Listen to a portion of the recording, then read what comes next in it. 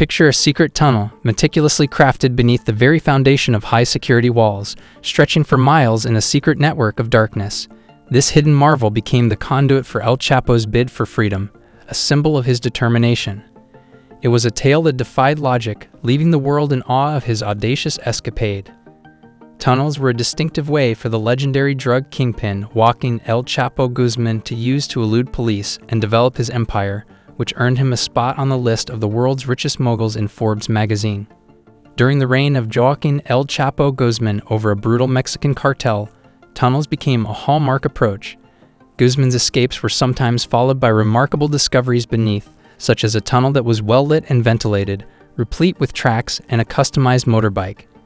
According to Monte Alejandro Rubito, the Commissioner of Mexican National Security, the tunnel started with a tiny aperture of 50 centimeters by 50 centimeters that was disguised under a shower in Guzman's jail cell. This entry led to a hallway that was roughly 1.7 meters in height, more than 70 centimeters wide, and was supplied with a ladder. The detectives discovered a startling discovery when they were looking through the tunnel. Rubito provided a description of an adapted motorcycle on tracks that was likely used to remove dirt during the excavation and transport the tools for the dig.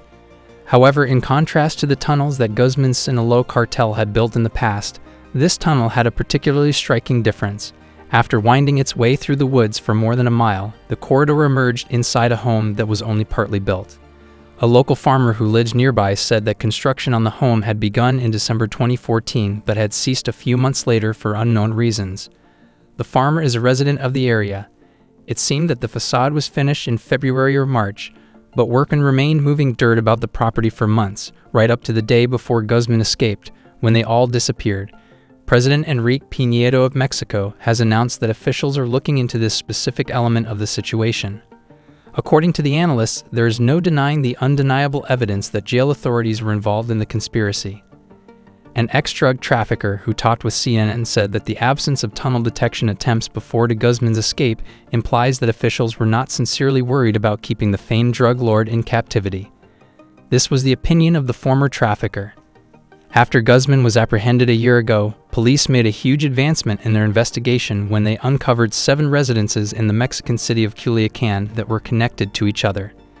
These buildings were connected to each other by hidden tunnels, and these tunnels were also connected to the sewage system of the city.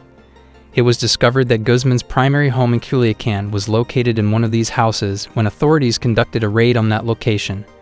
But despite the reinforced steel doors of the residence, Guzman was able to buy himself enough time to escape by a secret hatch that was concealed under the bathtub. Officials from the United States who were acquainted with the hunt for Guzman said that he was able to evade capture by using a network of tunnels, despite the fact that the closest safe house was about 2 miles away.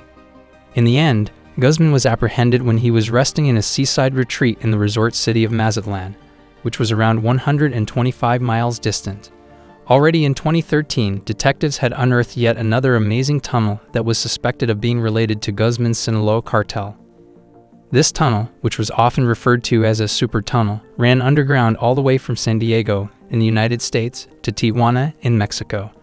It was a wonder of engineering, reaching a depth of 35 feet and covering a length that was approximately equivalent to 6 football fields. It linked 2 warehouses where law enforcement had recovered narcotics with an estimated worth of close to $12 million and was equipped with lights, ventilation, and a rail system. The United States Attorney Laura Duffy has issued a stern warning to the criminals who are operating in these tunnels. Guzman was taken into custody by the authorities on the day of the raid, and he has stayed there ever since. He is now serving his sentence. When he was finally apprehended, it was a major step forward in the fight for justice against one of the most prominent drug traffickers in the history of the globe.